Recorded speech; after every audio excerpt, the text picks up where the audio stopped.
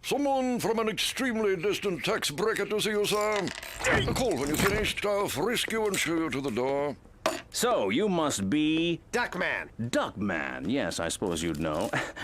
My 220. 10 minutes to talk about where your children will spend the rest of their lives. Bernice speaks very highly of you. Really? No, that was an empty pleasantry. Well, why don't we use 8 of your minutes to look around my office?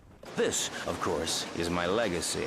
I've employed the best and the brightest to work day and night in my quest to tie in to the national consciousness. Scientists, researchers, computer geniuses, you do understand what this means. Some of the great minds of our time are spending their lives making it easier for people to shop?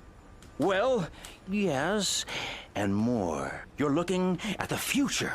Soon we'll be able to do everything from the comfort of our sofas, avoiding the unnecessary bother of dealing with other people. Now save it for your shrink, Mr. Rubber Band Man. I'm here to talk about the future of my kids. No way you're going to Switzerland with those boys. I absolutely refuse to let you turn them into a bunch of cheese-eating, cocoa-guzzling yodelers. They'll have nice watches. Well, that is nice. And you say everyone in the family would get one?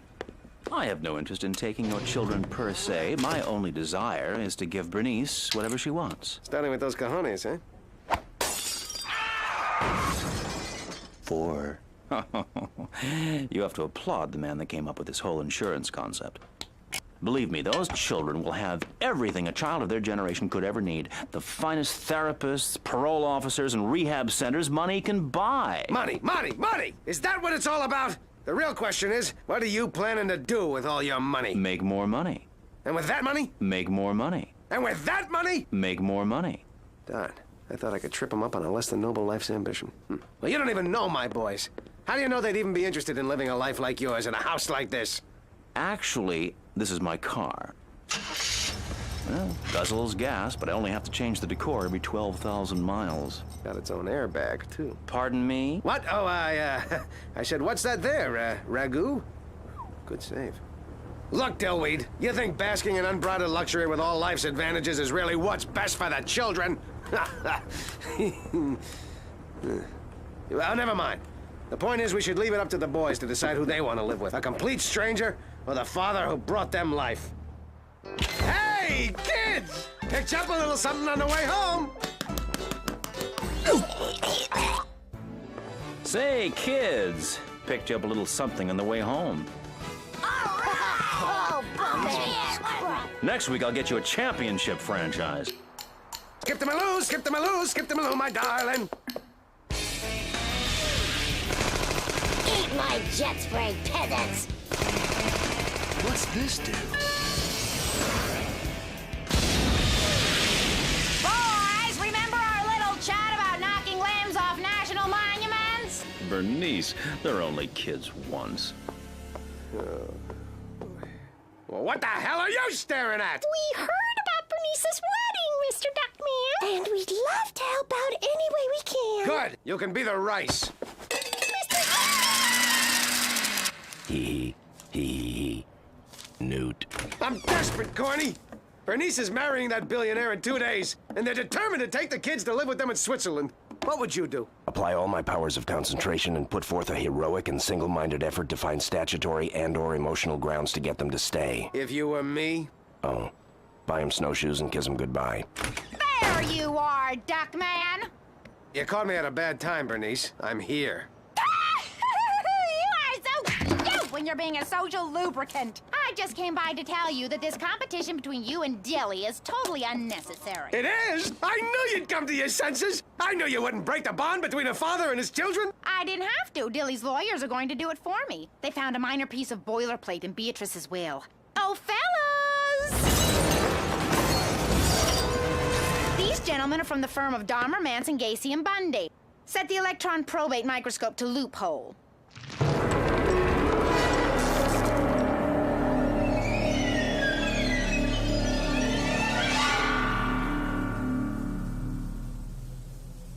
Well, now that that's all cleared up, we'll see you at the wedding Saturday. Go to your wedding? I'd rather get a high colonic with a hot poker. Okay, but if you have time after, be sure to pop by. Oh, corn-fed.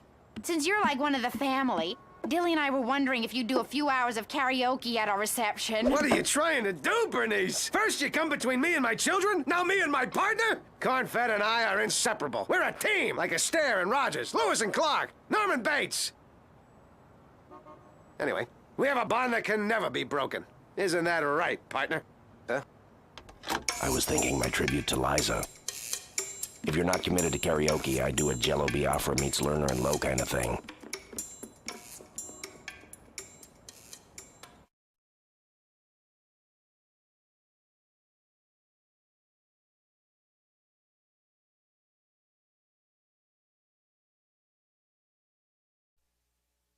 And so, needing to uncover something unsavory about Dillweed in order to hold on to his children, Duckman rededicated himself to becoming a good detective by going back to his detective school roots.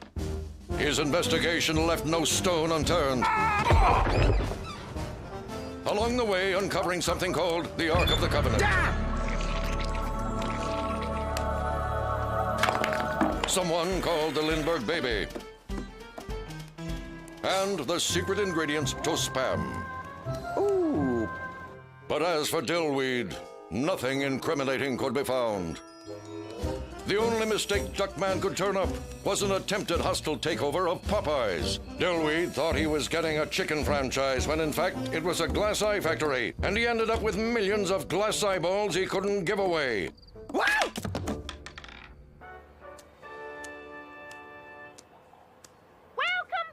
To the world's first infomercial wedding. Now, Lori, do I understand from our unrehearsed girlfriend Chad that you use the rubber sizer too? I've tried everything from purging to tapeworms, and the rubber sizer not only worked better, it added gorgeous highlights to my hair. Dion? Well, Bernice secured my piles. I'd love to stay and continue this spontaneous discussion with my close personal friends, but it's almost time for wedded bliss. Stop the inanity and call now for the amazing new rubber sizer. Must have to wrap it pretty tight to make it an effective birth control. Plus, you could put someone's eye out. That's it. It's over. I'll never see my kids again. Wait a minute. Never see again? Put someone's eye out? That's it! That's why he's doing it! But how? What are my clues? There must be something from detective school that can help me. Maybe something my professor said. Duckman, are you doing one of those bird scrambles instead of studying again? Word scramble. I got it! Now that Mackey's back in town. Look out, old Mackey is back. Thank you very much. Dearly beloved, we gather today in the sight of our target audience, skewed 28 to 45 with double fixed income, to join these two in holy matrimony. Do you, Bernice, take this charismatic and recently featured on the cover of People magazine billionaire to be your lawfully wedded husband? We'll find out if she does in a moment. But first, wedding gifts are still available on your touchtone phones. Operators are standing by. And remember, with BVD, a personal relationship with the bride and groom is no longer a necessity. And now, the sacred moment. Forget the inanity! Stop the wedding! Duckman! You've been hornswoggled, bamboozled, jolly-knockered. Cheated, okay? Oh, okay. Dillweed's cheating you by getting you to buy a dangerous $10 rubber band. And why, you ask? What possible motive could he have? The same motive everyone has in the end. A dire need to create a desperate, one-eyed society in order to peddle a warehouse full of surplus eyeballs. That again? This is preposterous. I'll pay someone to badly hurt this man. Wait! He's been doing it all with the products on this network through the evil of subliminal advertising. It's his slogan. When you rearrange the letters, look what it spells. And that's not all. Stop the inanity also spells, it ain't honest. What do you do with the Y and the P? And there's more. If you rearrange the letters in Baron von Dillweed, you'll find it spells Ruvnand Ildweeb. Okay, they're starting to lose their punch, but the fact remains that he doesn't care about you. He only cares about creating a completely impersonal and technology-driven world where people don't need people. And people who don't need people are the... One thing I haven't figured out, Dillweed, if you care so little about people and relationships, why work so hard to get a wife and kids? Money! You ignorant strip of dental floss! My accountant told me the image of husband and father would make me more palatable to my shareholders. What? You told me you were marrying me because I reminded you of your mother! That and the way I split coconuts with my thighs. My eye! You put my eye out with that! Think of it as one less glass eye you have to unload. All right, Dad. We were hoping you'd find a way to rescue us. Yeah, you were always our favorite. We never planned on going with him anyway. You know how it is some days. You wake up feeling neutral and you want to make a statement. Congratulations, Duckman. You dug deep down inside, and in order to keep your children, became the detective you've always dreamed of becoming. In fact, it reminds me of something I like to call my way. Hit it, Nelson.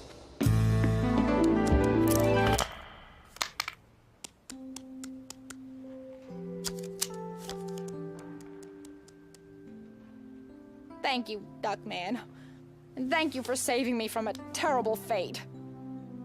Can you imagine what would have happened if I found out about this after we were married?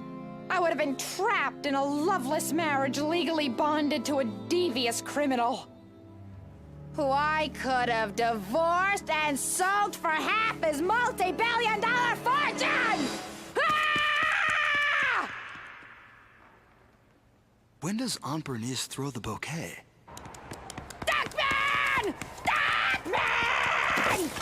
I asked the front desk for something quiet and back. Oh, well, as long as I know the people who can make a difference haven't forgotten me, I'll sleep well.